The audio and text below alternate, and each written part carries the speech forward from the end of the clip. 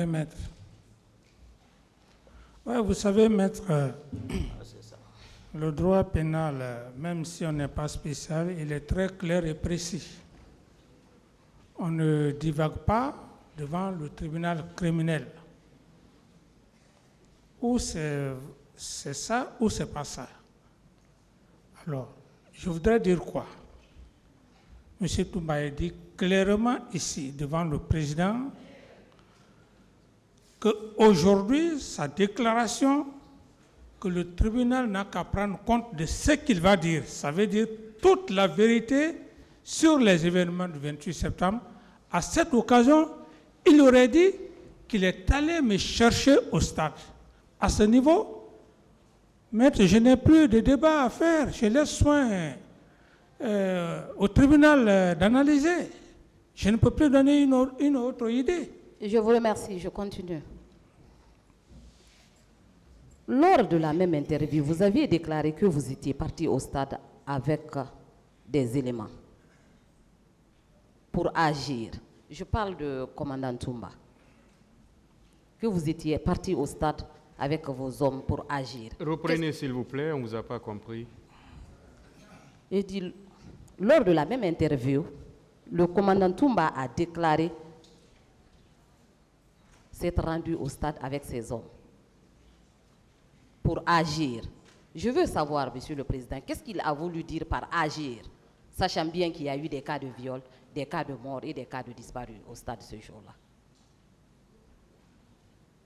Moi, je n'ai pas de souvenance d'avoir dit ça. Moi, je n'ai pas dit ça. D'accord. J'ai bien précisé, c'est-à-dire les instructions qui ont été données dans quel contexte et quelle a été mon opposition. Et j'ai dit, je n'ai sorti qu'avec M. Foromo. Ça a été confirmé ici. Est-ce que vous l'avez dit ou pas? Non, Monsieur le Président. Vous parlez toujours de l'enregistrement. De l'enregistrement, Monsieur le Président. Comment je peux dire je suis parti? Continuez alors. Je poursuis avec le président Moussa Dadis Kamara. Oui, maître. Est-ce que vous maintenez cette déclaration selon laquelle le commandant Toumba était si puissamment armé qu'il vous était impossible de donner l'ordre de l'arrêter sans assister à un autre Ça prend l'air d'un interrogatoire. Ok, maître. je passe alors, Monsieur le Président. Je passe. Monsieur le Président, vous aviez déclaré à cette barre que c'était le commandant Toumba qui détenait les clés de la poudrière. Vous confirmez cette déclaration? Oui, je confirme dans le sens stricto sensu, c'est-à-dire magasin d'armement du régiment. La même question pour Toumba. Non, c'est-à-dire ce que le président dit, il n'y a même pas de poudrière ni magasin d'armement à la présidence. Ça, c'est la première des choses d'abord. Ça n'existe même pas au sein de la présidence, ni une poudrière, ni un magasin d'armement. Chaque militaire, certains étaient dotés de leurs propres armes.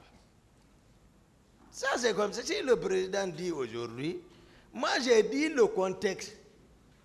Le magasin d'armement est géré. Ça, c'est personne même n'ose aller là-bas. Puisque ça ne relève même pas du contrôle de la présidence. Ça, c'est de l'état-major général. Géré par un directeur des armements de la République. Ça ne relève pas. Aucun militaire n'ose. Il y a tout un détachement indépendant de la présidence. Ça, c'est le magasin d'armement. C'est là-bas qu'il a envoyé ses hommes. Je ne le savais pas. Il est ici.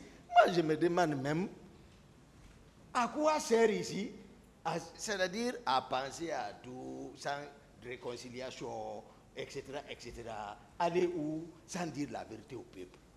Et puis entre nous, en tant que premier... Vous pensez que qui ne dit pas la vérité? Pour le vous, président. Vous estimez que le président Dadis ne dit pas la vérité?